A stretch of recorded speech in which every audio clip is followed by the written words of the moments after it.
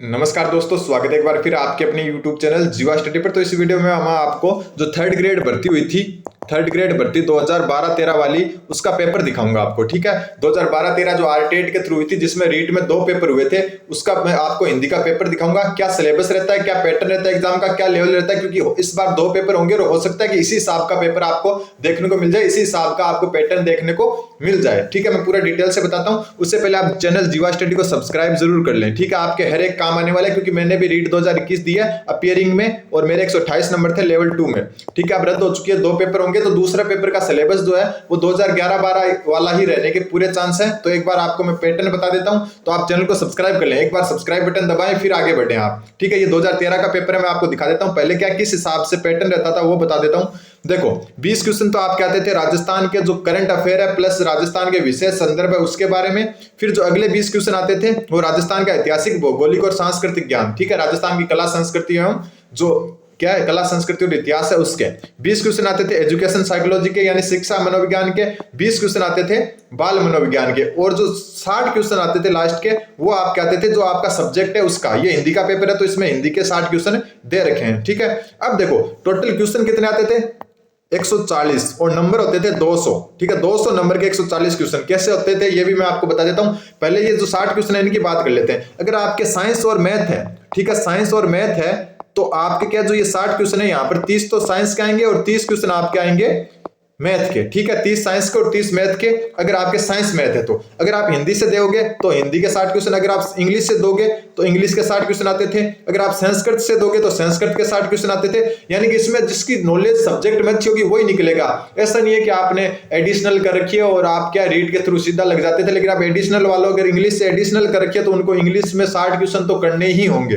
ठीक है, English, Sanskrit, science, SST है तो एसएसटी का आएगा, पंजाबी है तो पंजाबी के आएंगे। तो इस हिसाब से जिस सब्जेक्ट है आपके उसी के आपके 60 क्वेश्चन आते थे। 200 क्वेश्चन, सॉरी 140 क्वेश्चन और 200 नंबर कैसे होते थे वो भी मैं आपको बता देता हूं। देखो जो ऊपर के 20 20 20 और 20 ये 40 क्वेश्चन है, ये सॉरी 80 क्वेश्चन है, ये 80 क्वेश्चन एक एक नंबर के होते थे और इनका 80 नंबर होता था। ठीक है, और जो नीचे के 60 क्वेश्चन होते थे सब्जेक्ट वाले, वो 2 नंबर के होते थे और 120 नंबर होते थे। इस हिसाब से होता था। ठीक है, पूरा 200 नंबर का पेपर आता था, क्वेश्चन 140 आते थे। एक बात और, नेगेटिव मार्किंग होती थी 1/3 नेगेटिव मार्किंग भी होती थी। अब मैं आपको थोड़ा सा पेपर दिखा देता हूं किस हिसाब का पेपर आता था। चैनल को सब्सक्राइब जरूर करें प्लीज, इतना आप क्या कर सकते हो, चैनल को सब्सक्राइब कर सकते हो। रीट में मैं आपको एकदम संभव हर एक बुक के बारे में, हर एक चीज के बारे में एकदम आराम से बताऊंगा। रीट 2013 का पेपर है। ठीक है, आरटीएट 2012 हुआ था, उसके बाद में थर्ड ग्रेड का पेपर हुआ था, वो है हिंदी का। देखो किस हिसाब के क्वेश्चन आते थे। खंड 1 आया था, जैसे खंड 1 में क्या है, राजस्थान का करंट अफेयर प्लस राजस्थान का विशेष संदर्भ है। उसमें देखो किस हिसाब के क्वेश्चन आए हुए हैं उस टाइम के कि आंगनवाड़ी एक घटक है, ये आप देख सकते हो। महात्मा गांधी राष्ट्रीय ग्रामीण रोजगार गारंटी अधिनियम का, इंदिरा गांधी आवास योजना का, समेकित बाल विकास का, प्रधानमंत्री ग्राम सड़क का। तो एक इस हिसाब के क्वेश्चन आते थे विशेष संदर्भ में। फिर राजस्थान का वह खेल प्रशिक्षण जिसे द्रोणाचार्य पुरस्कार मिला, प्रथम खेल कोच। ठीक है, ऐसा कोच जिसको क्या है, फिर ट्रेनर जिसको क्या द्रोणाचार्य पुरस्कार मिला, इस हिसाब के क्वेश्चन। यानी कि राजस्थान के जो प्रमुख फैक्ट है और प्लस जो करंट अफेयर है उनके बारे में। ठीक है, ये भुवनेश्वर कुमारी खुशीराम उस समय के रहे होंगे। ठीक है, गुरुद्वारा बूढ़ा जोड़ के पास स्थित है, राय सिंह नगर। ठीक है, जो गंगानगर में है। फिर देखो शक्कर पीर बाबा नरहड़ दरगाह वाले जो चिड़ावा के पास है। ठीक है, इस हिसाब के आप देख सकते हो। शिक्षा का अधिकार कब लागू हुआ, ये जो सेक्शन ए है जिसमें 20 क्वेश्चन राजस्थान के करंट प्लस विशेष संदर्भ के आते हैं, उसमें इस हिसाब के क्वेश्चन आए हुए हैं कि राजस्थान के किस जिले को सबसे कम नगरीय जनसंख्या वाला कहते हैं। ठीक है, ये आप देख सकते हो निम्नलिखित में से कौन सा सही है। आप इस हिसाब के क्वेश्चन आते थे राजस्थान के विशेष संदर्भ में। ठीक है, प्रसिद्ध पंसारी की हवेली कहां पर है, उस्ता कला क्या है, रक्तदान दिवस कब मनाया जाता है, कौन सा राजस्थान के पाली जिले से संबंधित नहीं है। ठीक है, बड़ा बाग जैसलमेर में है, बाकी सब तो क्या है पाली जिले से है। महर्षि जबाली की तपोभूमि। ठीक है, गुजरों का तीर्थ स्थल, तो ये आप देख सकते हो। मीराबाई की क्रीड़ा स्थली। ठीक है, मीराबाई की क्रीड़ा स्थली। ग्रामोत्थान विद्यापीठ के स्वामी केशवानंद का वास्तु के नाम क्या था, राजस्थान की प्रथम महिला विधायक कमला बेनीवाल। ठीक है, तो ये सब क्वेश्चन आते थे। ठीक है, इसमें कमला बेनीवाल होगा या सुमित्रा देवी, याद नहीं है मुझे। अब देखो बीएम बिड़ला तारामंडल कहाँ स्थित है, देश की कितनी प्रतिशत भूमि बंजर भूमि है, तो ये सेक्शन ए आता था। अब सेक्शन बी जिसमें राजस्थान की हिस्ट्री, कला संस्कृति, ठीक है, कल्चर और जियोग्राफी आती थी। हालांकि ऊपर वाले में भी बहुत कुछ पूछा, लेकिन वो विशेष संदर्भ है राजस्थान के, जो एक मान लो कि आप फैक्ट टाइप से है। बाकी जो यहाँ पर देखो क्या आते थे कि कौन सा घग्गर जिला घग्गर के मैदान में है, ठीक है। बाकी झामर कोटड़ा खनिज हेतु प्रसिद्ध है। जिबिलों का 1.25 माह तक चलने वाला नृत्य। कौन सा बेसिन थार मरुस्थल में स्थित है? राजस्थान में क्षेत्रफल की दृष्टि से सबसे छोटा जिला। सांबर झील प्रशासनिक रूप से किस जिले में आती है? अलवर कौन से जिले के लिए प्रसिद्ध है? ठीक है, झील के लिए, सॉरी। और निम्न में से कौन सा खारे पानी की झील है? बाड़मेर में।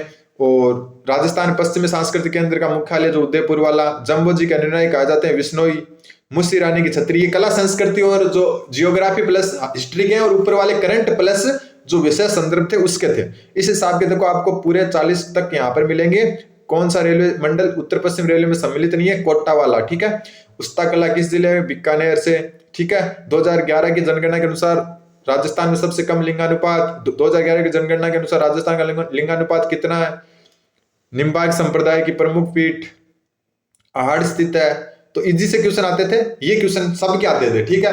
ये आप चाहे कोई भी सब्जेक्ट से हो, साइंस, मैथ, हिस्ट्री वगैरह जो भी, सॉरी एसएसटी, हिंदी, इंग्लिश, जो भी सब्जेक्ट थे, ये 40 क्वेश्चन हो गए।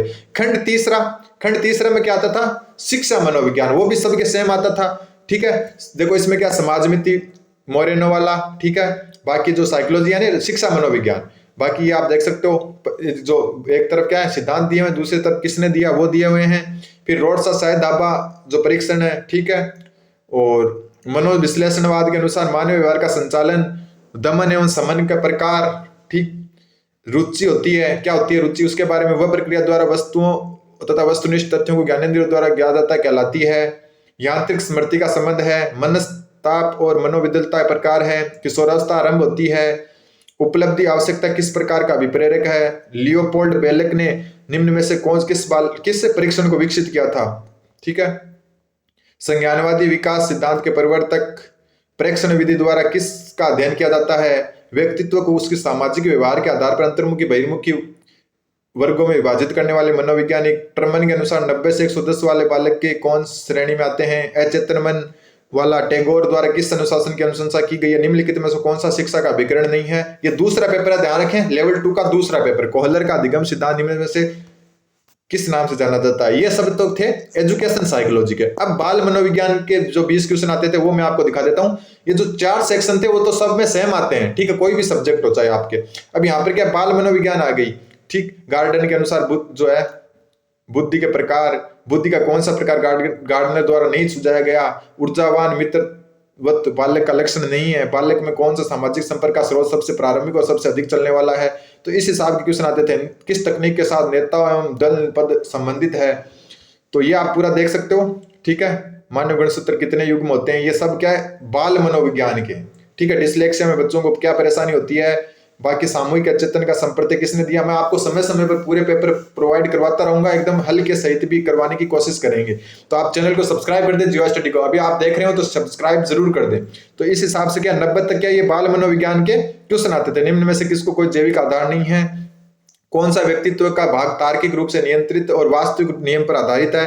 तो ऐसे करके ये हो गया। अब जो 5वां सेक्शन था वो मेन था, क्योंकि जो ऊपर के 80 क्वेश्चन थे वो सबके सेम आते हैं, चाहे आपके कोई सब्जेक्ट हो, प्रत्येक 1 नंबर का आता है, 80 नंबर के, ठीक है। नंबर भी 1, क्वेश्चन भी एक नंबर का 1 क्वेश्चन और 1/3 नेगेटिव मार्किंग। अब जो आगे 5वां सेक्शन था वो सब्जेक्ट वाइज आता था, ठीक है। सब्जेक्ट वाइज कैसे आता था वो मैं आपको बता देता हूं। अगर आपके हिंदी है, जैसे ये हिंदी का पेपर है, तो इसमें पूरे 60 क्वेश्चन हिंदी के और नंबर 1 क्वेश्चन 2 नंबर का आता था, यानी सब्जेक्ट सबसे ज्यादा जरूरी होता था। यहाँ पर जो सबसे ज्यादा मुश्किल एडिशनल वालों को होती थी, क्योंकि अब मान लो कि किसी ने इंग्लिश एडिशनल कर रखी है, साइंस का स्टूडेंट है, तो वो क्या होगा, फिर उसके 60 क्वेश्चन इंग्लिश के आएंगे, तब उसको थोड़ा सा क्या कंपटीशन हार्ड मिलेगा, जिससे 2 जो पेपर वाला निर्णय वो सबसे अच्छा निर्णय है। अब देखो यहाँ पर 120 वो सेम नेगेटिव मार्किंग होती थी, ठीक है। साइंस मैथ वालों के 30 का आता था, 30 के साइंस और 30 की मैथ, ठीक है, क्योंकि उनके दोनों साथ में होते हैं। बाकी यहाँ पर आप देख सकते हो जो हिंदी का पेपर है वो किस हिसाब का आया था, पूरे 60 के 60 क्वेश्चन हिंदी के हैं, ठीक है। प्रत्येक क्वेश्चन 1 नंबर का, ऊपर वाले 80 क्वेश्चन, सॉरी 2 नंबर का प्रत्येक क्वेश्चन, ऊपर वाले जो 80 क्वेश्चन थे वो प्रत्येक क्वेश्चन 1 नंबर का था। और ये टोटल 200 नंबर का पेपर होता था, 140 क्वेश्चन आते थे और 2 घंटा टाइम मिलता था। तो ये रहता था, ठीक है। सबसे पहले प्रोवाइड करवा रहा हूं मैं आपको पेपर, एक बार आप लाइक जरूर कर दें, चैनल को सब्सक्राइब कर दें। मैं आपका रीट में ऐसे ही क्या आगे हेल्प करता रहूंगा, जो भी मेरे पास मिलेगा मैं आपको क्या शेयर करता रहूंगा। एक बार चैनल को सब्सक्राइब कर दें आप, ठीक है। ये देखो, धूल में लट मारना मुहावरे का अर्थ, किस मुहावरे का उपयुक्त अर्थ नहीं है, ये मैं आपको जल्दी जल्दी दिखा रहा हूं, ठीक है। ये आप देख सकते हो इस हिसाब के। देखो लास्ट में जो 140वां क्वेश्चन है वो दिखा देता हूं। तो पूरे 140 क्वेश्चन आते थे, तो इस हिसाब का पैटर्न रहता था पेपर का। देखो 140 पे जाके रुक गया, बस इतने पेपर आता था, ठीक है। एक बार फिर मैं ऊपर चला जाता हूं। इस हिसाब का पैटर्न रहता था। 20 क्वेश्चन राजस्थान के विशेष संदर्भ और करंट के, 20 राजस्थान का हिस्ट्री, भौगोलिक और सांस्कृतिक ज्ञान, 20 एजुकेशन साइकोलॉजी और 20 बाल मनोविज्ञान। टोटल 80 क्वेश्चन होते थे। ये सबके सेम होते थे, प्रत्येक क्वेश्चन 1 नंबर का, 80 नंबर के, ठीक है। फिर सब्जेक्ट क्या आते थे, 60 क्वेश्चन, प्रत्येक क्वेश्चन 2 नंबर का, 120 नंबर का, तो टोटल 200 नंबर के 140 क्वेश्चन आते थे। 2 घंटे का टाइम मिलता था। तो आप देख सकते हो पूरा इस हिसाब का पैटर्न रह सकता है, ठीक है। इस हिसाब का पैटर्न रह सकता है दूसरे पेपर का। तो इस हिसाब से आप तैयारी करें। पहला आपको, अब देखो पहले पेपर के बारे में थोड़ा सा बता देता हूं। पहला पेपर क्या सेम रीट का सिलेबस था वही होगा, ठीक है। रीट वाले सिलेबस पर आधारित होगा, और रीट वाले सिलेबस पर आधारित होगा तो इसमें आपके 2 चांस बन सकते हैं। एक तो क्या आपको क्या मिनिमम नंबर लाने होंगे और आप अगले पेपर में बैठ सकते हो, ठीक है। ये तो होना ही है, लेकिन हो सकता है कि इसका अनुपात भी डिसाइड कर दिया जाए, 30:70 या फिर 10:90, यानी कि पहले पेपर का 10% या 30% और दूसरे पेपर के 90 या 70% क्या है आपके जुड़ के कट ऑफ निकल सकती है। अगर ऐसा होता है तो आपको फर्स्ट पेपर पर भी पूरा ध्यान देना पड़ेगा, ठीक है। आप देखते हैं जो नोटिफिकेशन आने पर पूरी बात क्लियर होगी कि किस पेपर का क्या सिलेबस रहेगा। क्या आप लगभग सिलेबस यही रहने की उम्मीद है, और किस पेपर को क्या है किस अनुपात में करेंगे, या इसको सिर्फ क्वालिफाई पेपर रखेंगे, पात्रता परीक्षा रखेंगे, और दूसरे को पूरा 100% योगदान रहेगा, या फिर इस हिसाब से होगा। तो ये सब हम आगे देखते हैं। तो ये है जुलाई में क्या प्रस्तावित की गई है पहले पेपर को। अब देखते हैं कब होता है, कब फॉर्म निकलते हैं। तो धन्यवाद, बन रहे जीवा स्टडी के साथ। लाइक शेयर और सब्सक्राइब जीवा स्टडी। धन्यवाद।